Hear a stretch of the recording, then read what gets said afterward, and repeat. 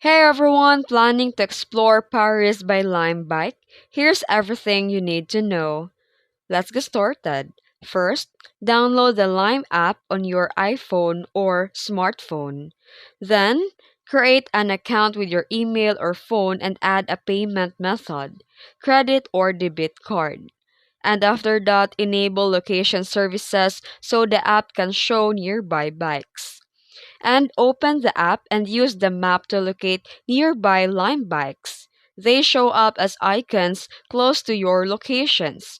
You can zoom in or zoom out to find more bikes if needed. And tap the bike you want in the app and scan the QR code on the bike to unlock it.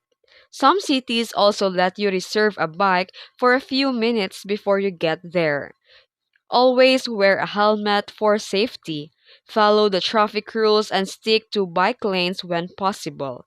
And also check the brake functions and set height before you start. And that's it. If this video helped you, don't forget to like and subscribe for more tutorials. Thanks for watching.